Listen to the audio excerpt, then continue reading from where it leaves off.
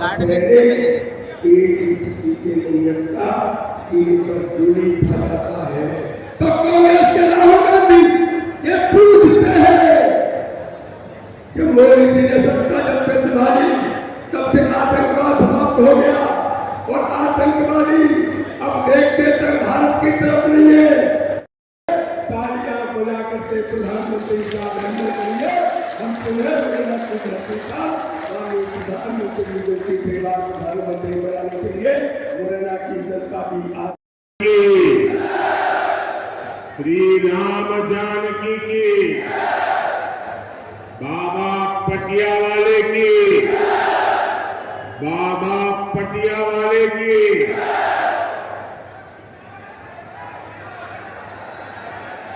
मैं वीरों की धरती को, मुरैना की मिट्टी को श्रद्धा पूर्वक नमन करता हूं। उन्हीं का साथ दिया है जिनके लिए राष्ट्र प्रथम है। आप सबका उत्साह देकर मैं कह सकता हूं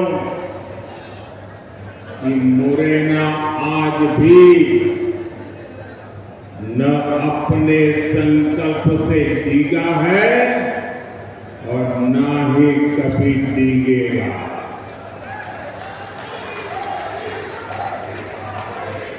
एक बार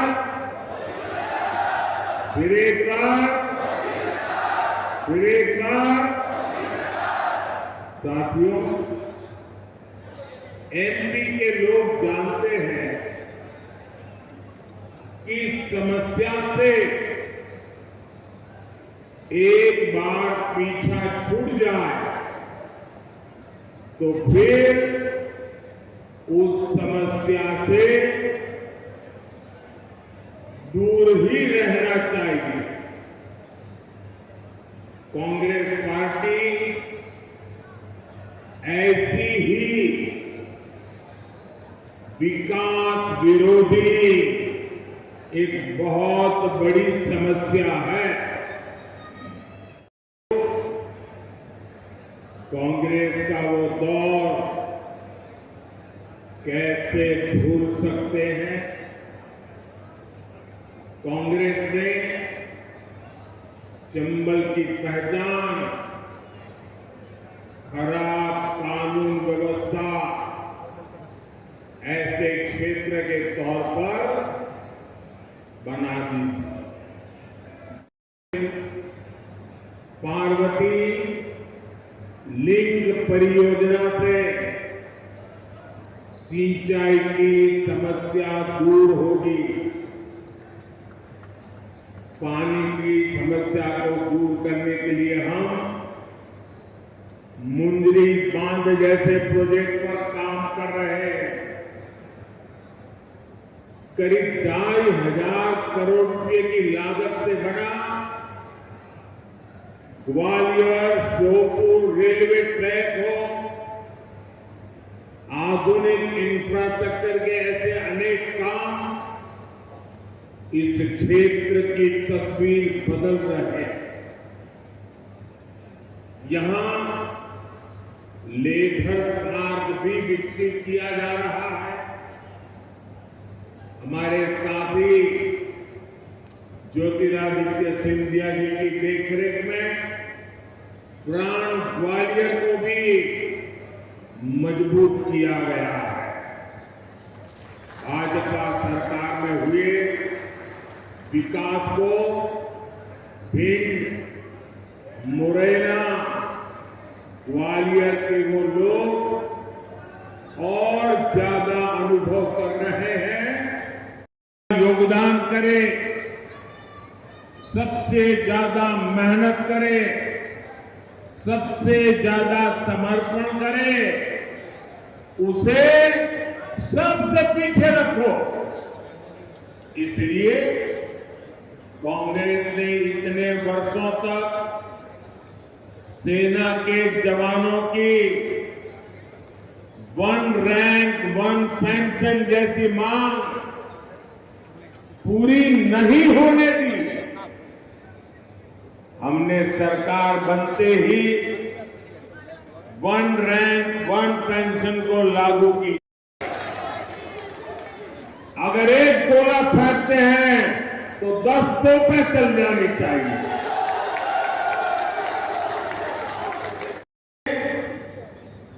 3 करोड़ महिलाओं को लखपति दीदी बनाने की गारंटी दी है।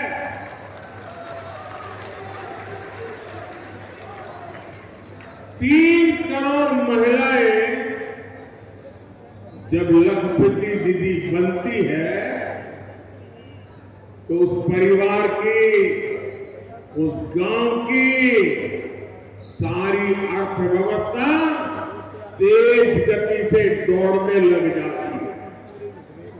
साथियों, आप सब जानते हैं, आजादी के समय कांग्रेस ने धर्म के नाम पर देश का विभाजन स्वीकार किया। मां भारती के हाथों की जंजीरें काटने के बजाय कांग्रेस ने मां भारती की भुजाएं ही काट दी। देश के टुकड़े कर दिए थे। लेकिन कांग्रेस सुधरने को तैयार नहीं है। कांग्रेस को लगता है यही उसके फायदे का रास्ता है, यही उसके फायदे के लिए सरल रास्ता है। सत्ता हथियाने के लिए आपके भविष्य को बर्बाद करने पर तुली हुई। ये लोग फिर से धार्मिक तुष्टीकरण को मोहरा बना रहे हैं। साथियों, कर्नाटका में कांग्रेस सरकार का राज है और उन्होंने क्या पाप किया है, आप हैरान हो जाओगे। मुझे बताइए कि आपके गांव में कोई आकर के कह दे कि भाई गांव में सारे के सारे लोग अब ये नहीं ये हो गए, तो आपको मंजूर होगा क्या? बस सिर्फ वो मुसलमान होना चाहिए। अगर वो मुसलमान है तो उन्होंने रातों रात एक कागज निकालकर हस्ताक्षर करके उन सबको ओबीसी घोषित कर दिया। अब ओबीसी घोषित कर दिया तो बहुत बड़ा तूफान हो गया। यानी वहां कांग्रेस ने शिक्षा और सरकारी नौकरी में पहले दिन ओबीसी लोगों को आरक्षण मिलता था। उस ओबीसी समाज में इतने सारे नए डाल दिए कि ओबीसी समाज को जो आरक्षण मिलता था वो उनसे छीन लिया, चोरी छुपी से छीन लिया। और जो मुसलमानों को नया ओबीसी बना दिया था, गैर कानूनी तरीके से बना दिया था, संविधान के विपरीत बना दिया था, बाबा साहब आंबेडकर की भावना के विरुद्ध बना दिया था, उस मुस्लिम समाज को ओबीसी को जो मिलता था वो लूट करके उनको दे दिया। आप सबको मालूम है, एकता अखंडता के लिए देश का संविधान किसी भी सूरत में धर्म के आधार पर आरक्षण नहीं देगा। बाबा साहब आंबेडकर ने कहा धर्म के आधार पर आरक्षण नहीं दिया जा सकता, और इसलिए कांग्रेस ने धोखेबाजी की, पिछले दरवाजे से किया।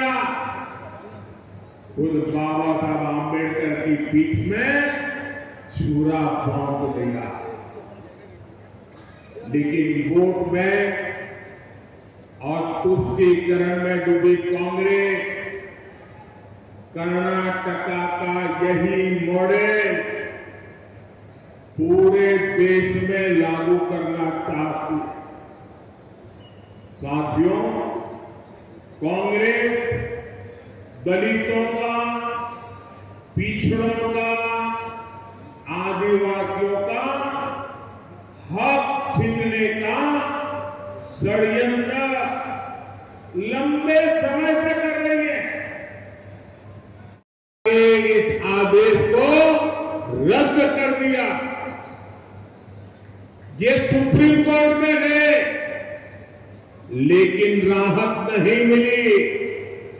तब 2014 में कांग्रेस ने घोषणा पत्र में लिखा कि धर्म के आधार पर आरक्षण देने के लिए कानून बनाना पड़े तो कानून भी बनाएंगे।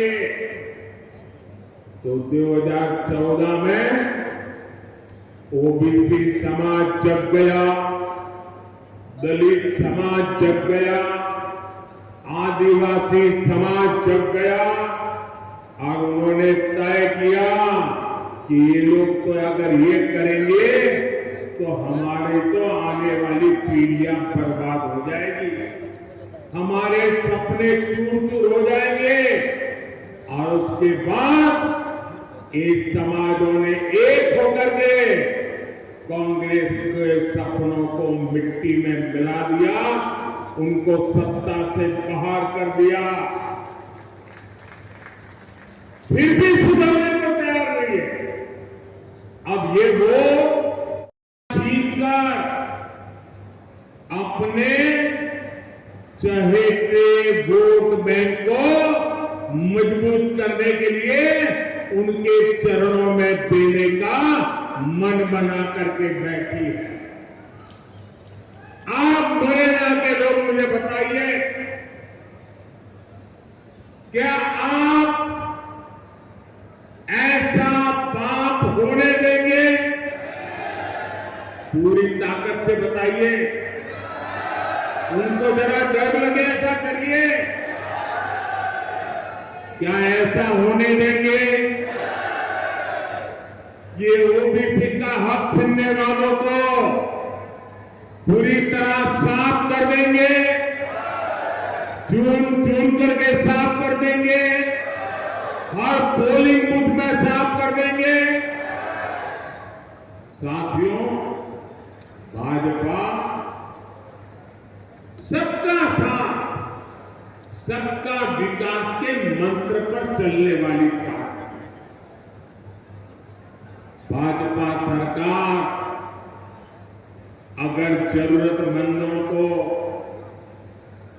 कोविड के समय अगर राशन की जरूरत है तो कोई भेदभाव नहीं, न जाति का भेदभाव, न धर्म का भेदभाव।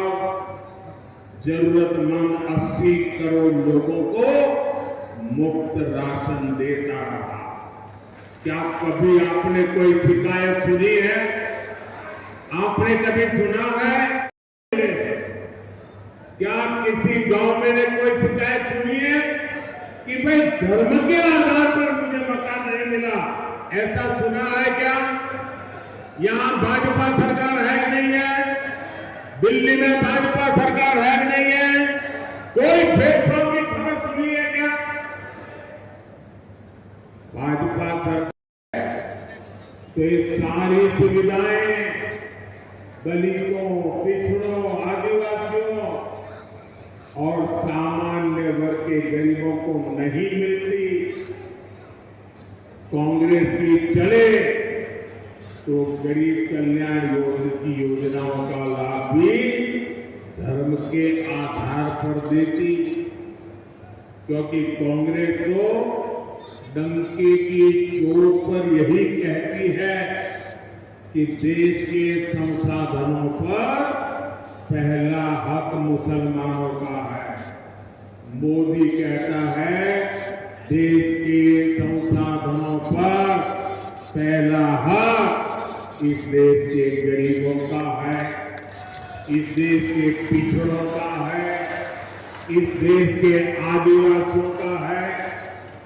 साथियों, कांग्रेस एक के बाद एक ऐसी घोषणाएं कर दिए, भला बुरा कहना उनको मजा आ रहा है, वो कुछ भी बोलते जा रहे हैं। और मैं देख रहा हूं सोशल मीडिया में, टीवी में बहुत सारे लोग चिंता जताते हैं कि भाई ये भाषा अच्छी नहीं, ऐसी भाषा देश के प्रधानमंत्री के लिए बोलना ठीक नहीं, ऐसा लोग सोशल मीडिया में कहते हैं। कुछ लोग बहुत दुखी हो जाते हैं कि मोदी जी को ऐसा क्यों बोला, देश के प्रधानमंत्री के लिए ऐसी भाषा का क्यों प्रयोग किया, देश के प्रधानमंत्री को कभी कोई ऐसा बोलता है क्या। मेरी सबसे विनती है कि कृपा करके आप दुखी मत हो, आप गुस्सा मत कीजिए। आपको पता है वे नामदार है, हम तो कामदार है। तो उनकी जो मिल्कियत थी, उनकी जो प्रॉपर्टी थी, वो उनकी संतानों को मिलनी थी। लेकिन पहले ऐसा कानून था कि वो उनको मिलने से पहले एक हिस्सा सरकार ले लेती। कांग्रेस ने पहले ऐसा कानून बनाया, तब चर्चा थी और व्यापक रूप से चर्चा थी कि प्रधानमंत्री श्रीमान राजीव गांधी ने अपनी संपत्ति बचाने के लिए पहले जो इनहेरिटेंस का था वो समाप्त किया और खुद के पैसे बचा लिए। खुद पर आई कमाई का आधे से ज्यादा कांग्रेस अगर सरकार में आती है तो ये सरकार छीन लेगी। और इसलिए कांग्रेस आप पर इनहेरिटेंस टैक्स, आपकी विरासत पर टैक्स लगाना चाहती है।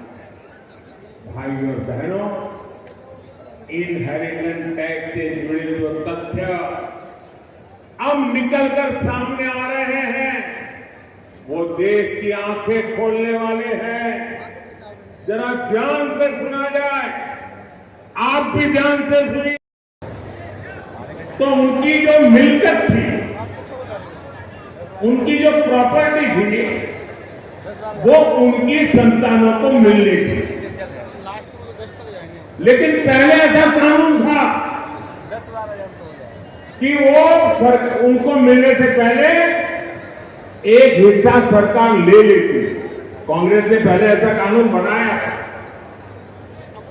तब चर्चा थी और व्यापक रूप से चर्चा थी। ये मोदी दीवार बन के खड़ा है।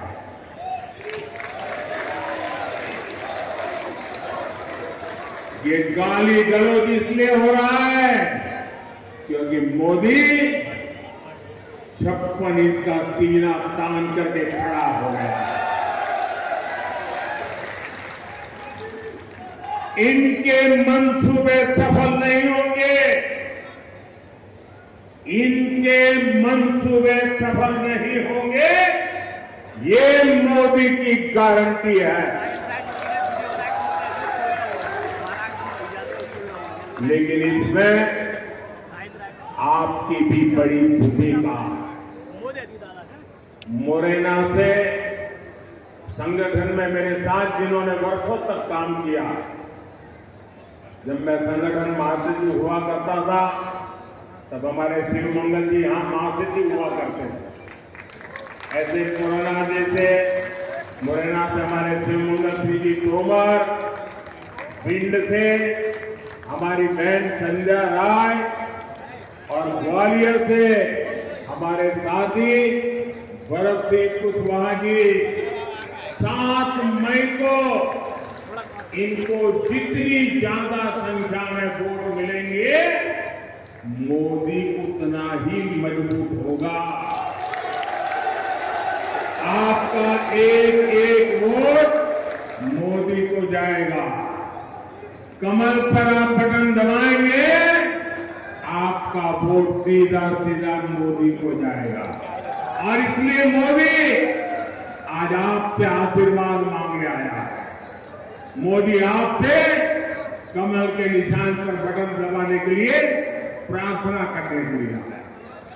तो घर घर जाएंगे, मतदान करवाएंगे, हमारे साथियों को जिताएंगे, पोलिंग बूथ जीतेंगे, पक्का करेंगे। अच्छा, मेरा एक काम करोगे? मेरा आग्रह है कि आप घर घर जाकर के ये भी कहना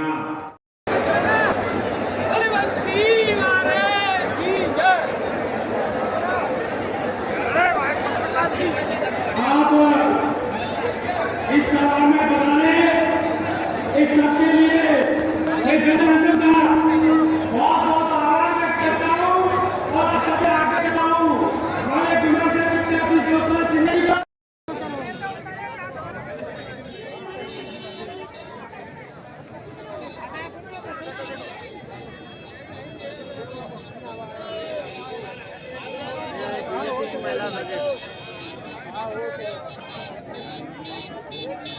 महिला बीजेपी ब्रिगेड